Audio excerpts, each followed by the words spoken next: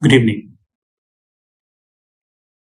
This is Rahul Magan here as a Group Chief Executive Officer Treasury Consultant and also a second year law student.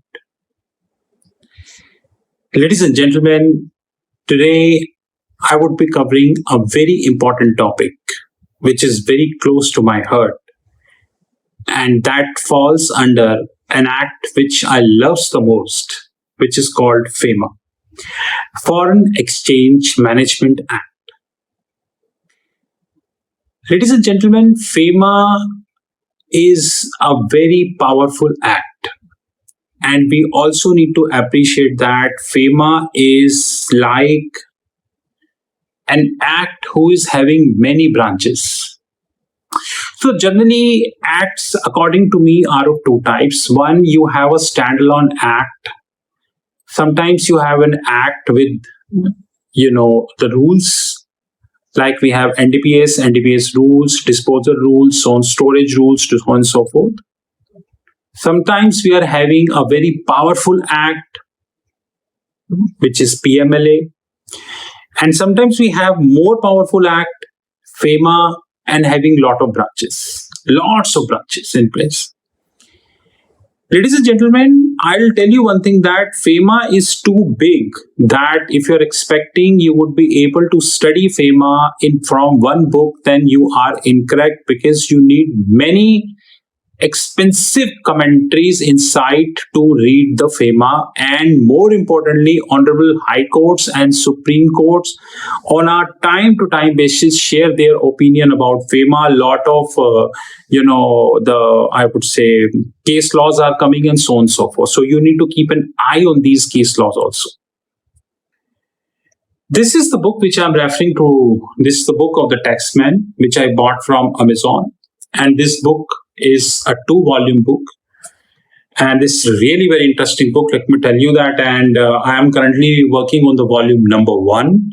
I do not claim that I am working on volume number 2, but yes, slowly and steadily I would be covering about volume 2 also, because there are a lot of other things which are happening in the life, plus or minus. But in this book, I would be talking, like you can see the yellow color, I would be talking about a very interesting thing which is called ODI, Overseas Direct Investment.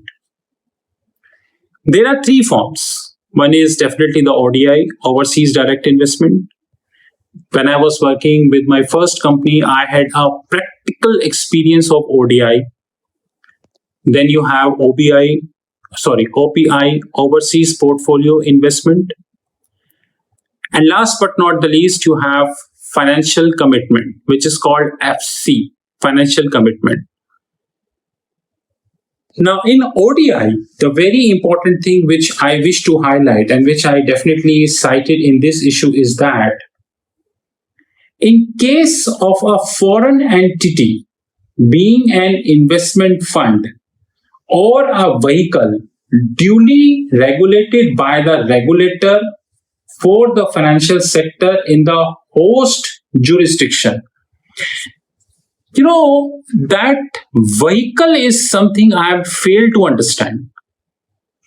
Because when we use vehicle, fund vehicle, then there are 200 types, maybe more than of fund vehicle.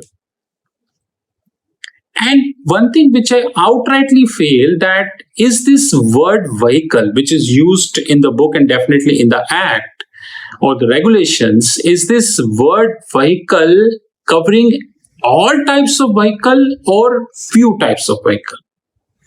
I do not have any answer to this question. I'm trying to have an answer to this question. If I would have an answer, I would definitely make another video. But having said that, currently, investment fund or vehicle, which is there in the book, and I really apologize. I really apologize that investment fund or vehicle should not be used together. Because fund is separate, vehicle is separate. Example, you having a company and you are having special purpose vehicle, you are having special purpose entity, You are having an offshore trust. Now, these all are juridical entities. I completely agree. But the way they are designed, the way the regulation works for each of them is different. But we cannot equate all of them.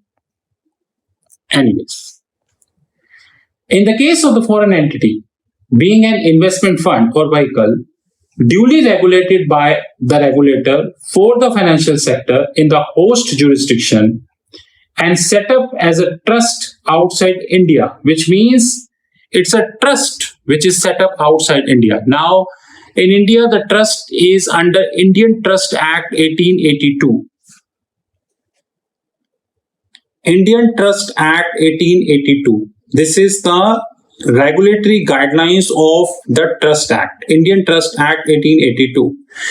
But there are more than 200 countries in the world. All countries have their respective guidelines, and I respect that. And generally speaking, that trust is of two types. One is called public trust, one is called a private trust. And I outrightly fail to understand that what is hybrid trust, because I saw this word few times on the Google, and I fail to understand what is hybrid trust. So to me, trust is of two types. One is the public trust and one is the private trust.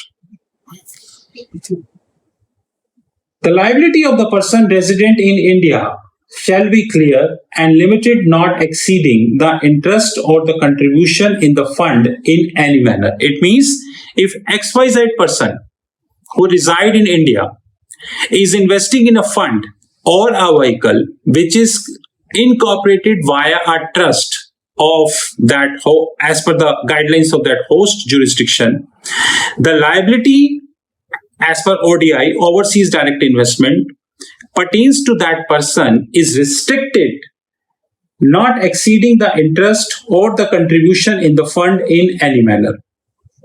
Further, the trustee of such fund, trustee means the owner of trust. The trustee of such fund shall be a person resident outside India. So the interpretation issue here is, and with request, dignity, and honor, is the trust word which we are using in this act or regulation. Is this trust word covering private, public, or both? So this is the first interpretation issue I would be raising as far as the ODI regulations are concerned.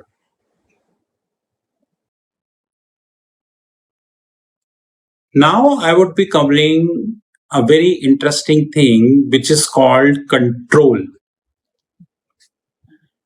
XYZ is controlling a government, XYZ controlling XYZ political party, XYZ is controlling a corporate, XYZ is controlling that mutiny.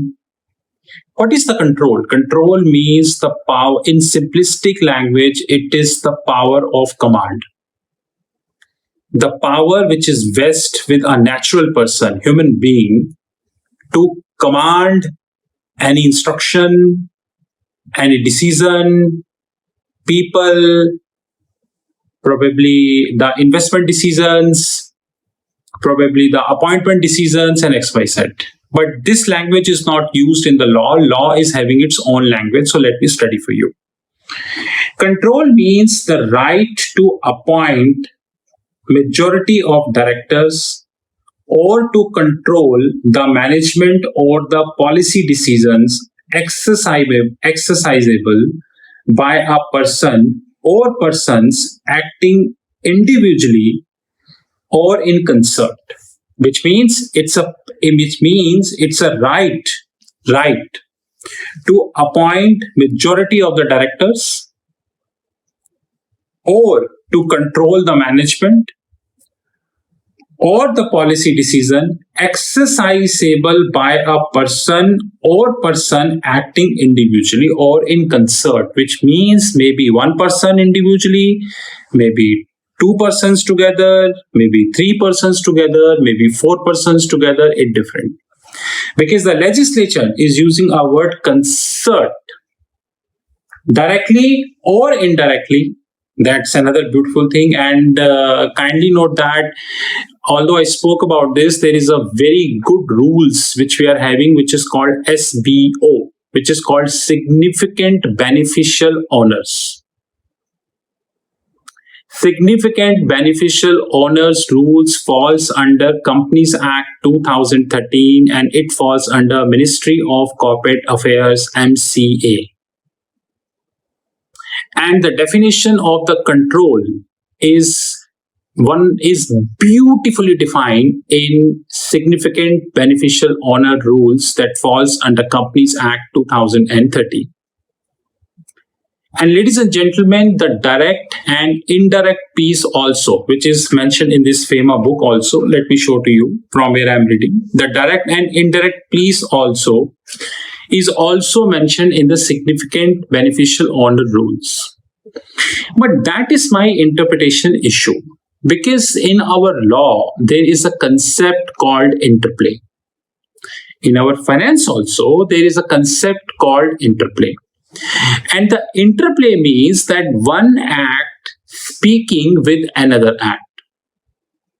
Now, when I say that one act speaking with another act, I mean to say that sometimes they are speaking silently and sometimes they are speaking non-silently.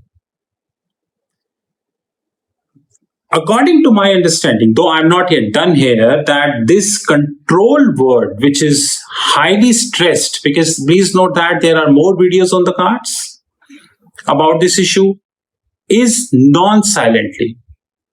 Because Significant Beneficial Owners, SBO rules, Companies Act 2013 is very clear about that. Rather, ladies and gentlemen, the main purpose of Significant Beneficial Owner is to have that person into the picture who apparently is not a beneficial owner but practically is the beneficial owner. Because you know how so many plus minus things which are coming up in the public, lot of cry about the ultimate beneficial owners and so on and so forth.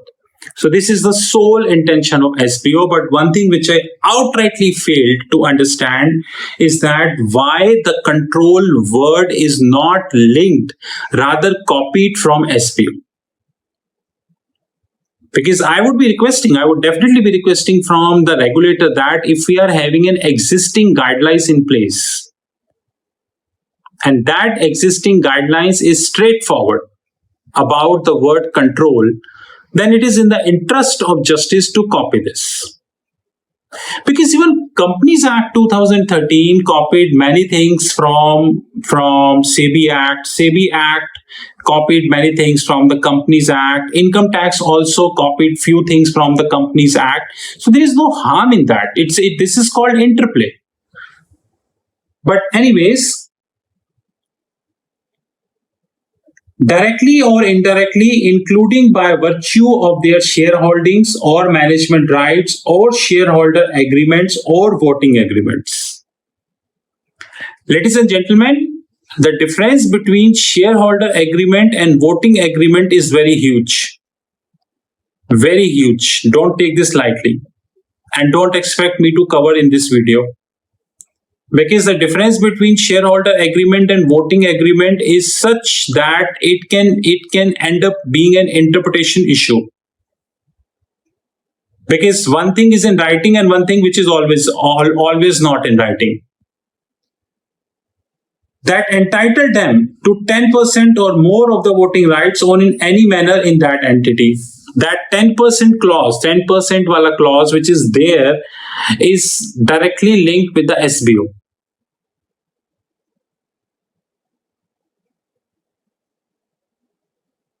So two important things that came up. Number one is when it comes to ODI, overseas direct investment, which is that fund investment or fund vehicle. Both are different. Secondly, and very important, the trust which is created outside India. India having Indian Trust Act, I just showed to you.